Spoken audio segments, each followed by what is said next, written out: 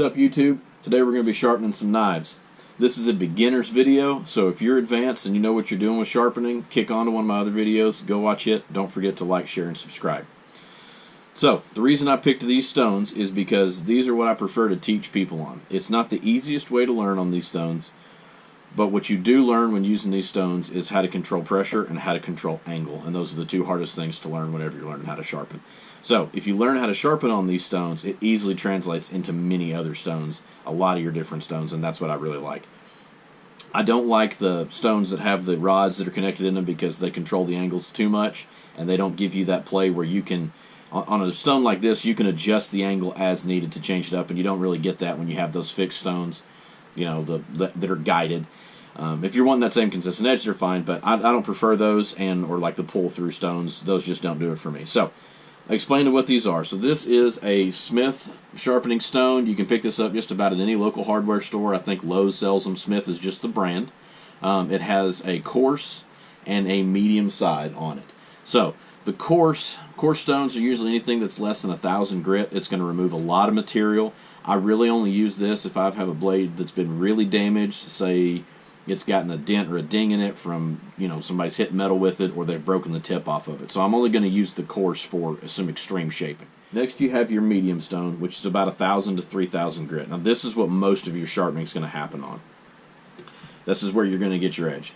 Last what we have is a fine, or this is known as an Arkansas stone. These are usually 4,000 to about 8,000 grit. This is going to be what you do with your finish work. Most of your sharpening happens on this stone. This is really just cleaning up those burrs. Think of this more as polishing the blade and getting that apex real nice and pretty. You can run these stones either dry or wet. I prefer to run them wet, so I use honing oil. You can use oil or water. Doesn't make that much difference.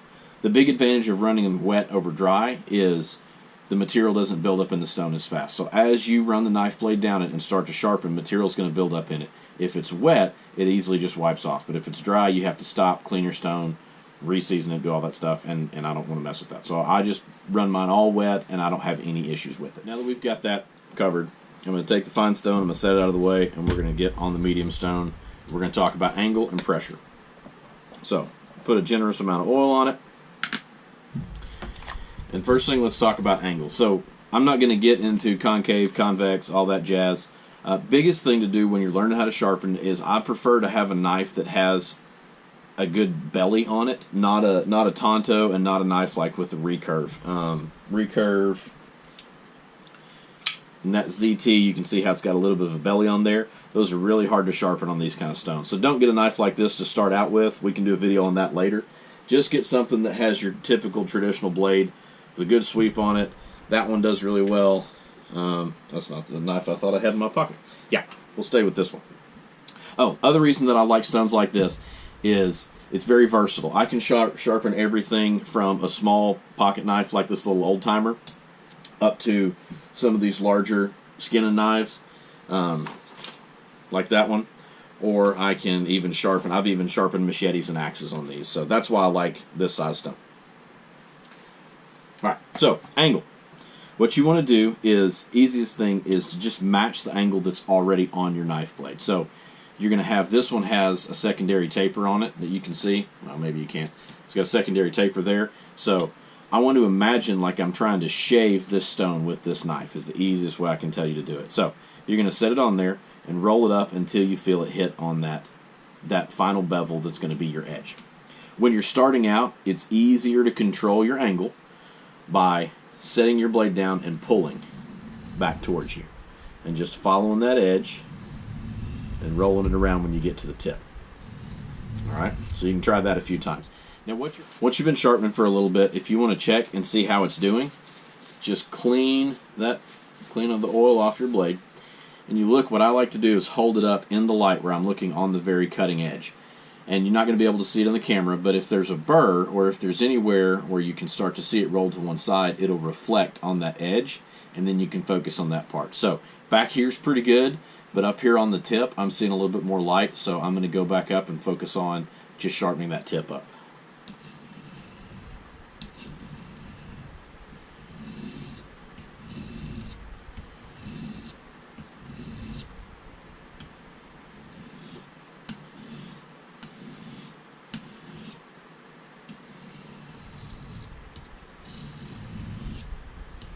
All right, so you can try that a few times.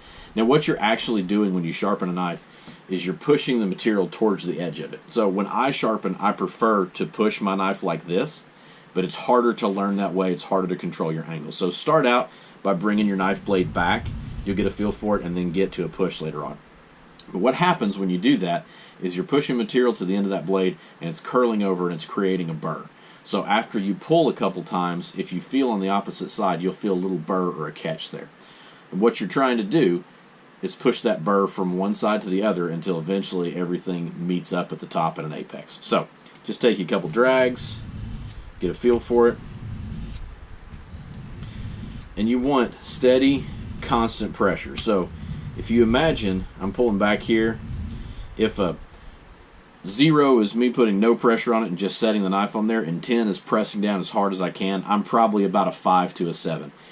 You will feel it as you start to sharpen when it's actually dragging and moving material, and so you start to learn to sharpen based off how it feels and how it sounds. So we've got a pretty good burr coming on that side. Now we're just going to do it the other way.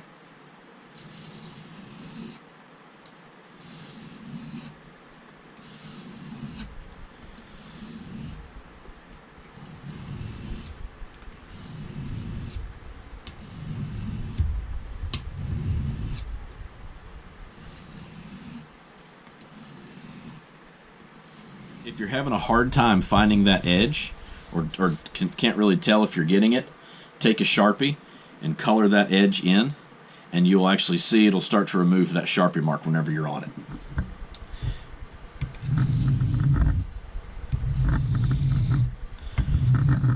And something you want to remember whenever you're sharpening is you don't want to drop off the edge, because that will curl your blade or that'll damage it. So you want to push back, stop, pick up, reset it, pull back, stop, pick up, reset it, all the way through. Steady, even strokes. Whatever pressure you need to get an even stroke, that's what you want. Once you get the hang of that, if you want to try pushing, start right at the tip and push just like you're trying to shave off that edge.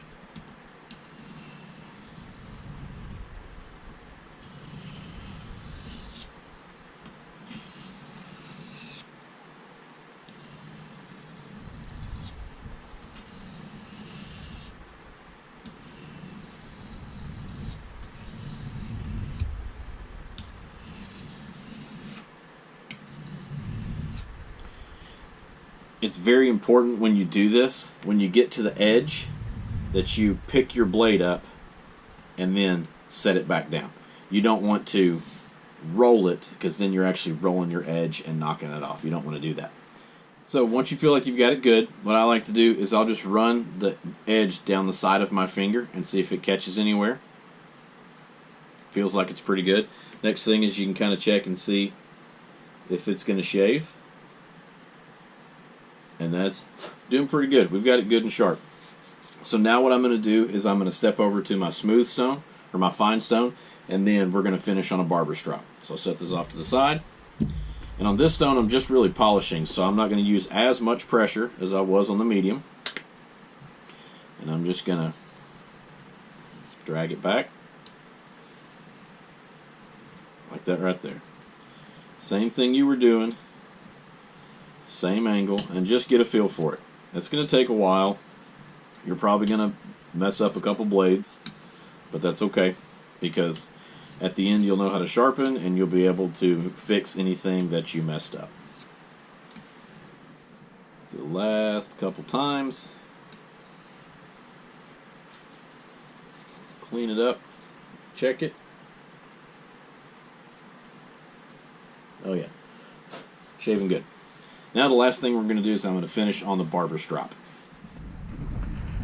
Whenever you use your leather strop, you want to set your blade down on it, and you're going to go a little bit shallower than you would. You know, this is steep, this is shallow. You're going to go a little bit shallower than you would on your stone, and you're not going to put as much pressure, because this is actually going to curve around it a little bit. So you're just going to set on there, go slightly up, come back, take the end right off of it. Do the same thing going up. Some guys use a piece of leather on a block. That's perfectly fine. This is just what I learned on, so this is what I use. Big thing you want to make sure that you do is when you get to the end, you're not rolling your knife. You actually finish all the way off, or you come to the edge, pick it up, and then start over again. You don't want to roll, otherwise that's just going to curl your edge and defeat the purpose of everything you've done. Once you get that, you get a good finish. Should be able to take hair off right there. Pretty good. Once you finished up on the stropping, you want to check it. Just get you a piece of paper. See how it does. Caught there a little bit because this blade still has a nick in it from me batoning with it, but all in all, we're doing pretty good. Thanks for watching. If you guys have any questions, hit me up in the comments. Don't forget to like, share, and subscribe. The best thing I can tell you is get you a stone, sit down, start practicing. Have a good day.